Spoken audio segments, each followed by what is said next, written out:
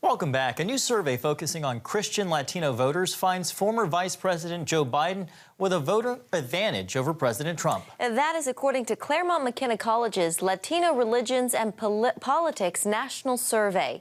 It shows 62% of registered Latino Christian voters say they would vote for Biden, compared to 30% who would vote for Trump.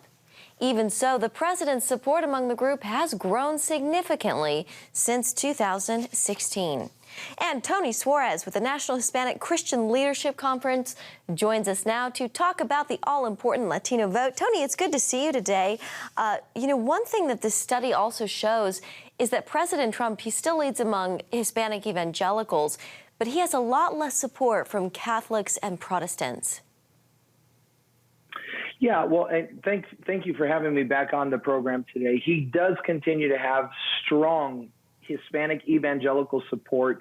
It was over 60% in 2016. We think it's going to be over 70% this election. And it's because of what the platform stands for.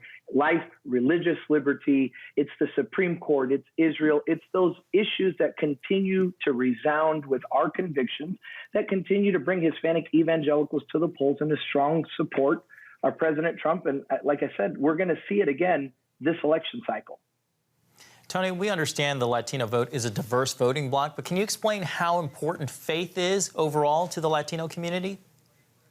Well, absolutely. I think every flavor of Christianity, every denomination, every group, every movement, network would tell you that the fastest growing segment of their groups is the immigrant community, specifically the Hispanic community. Now, what we're seeing play in front of our eyes right now, the reason that there might be a slight difference in numbers from one group to the other is we're seeing the division between cultural Christians and true converts to Christ. We're seeing that true converts, our faith doesn't just apply to one area of our life. It's not just how we worship on Sunday, but it's how we spend our money. It's how we raise our family. And it definitely has to do with how we vote.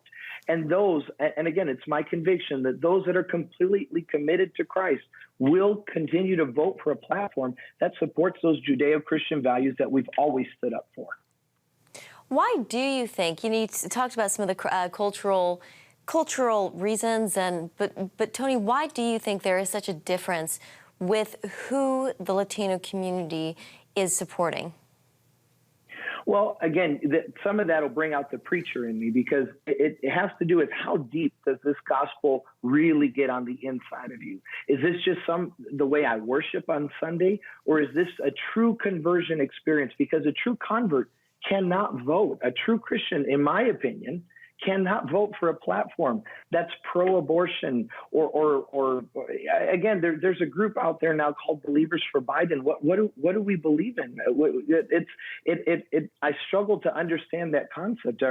When we say we're believers for Biden, are we believers in abortion? Are we believers in the government shutting our churches down? That's not what Hispanics stand for, not my demographic, not the groups I represent and I'm a part of. We came out of communism. We came out of socialism. We came out, my grandparents' church was bombed. Their water well was poisoned by governments in Colombia in the 50s, and their only crime was being a Christian. We came out of that. There's no way we would allow those same sins to take place in our country.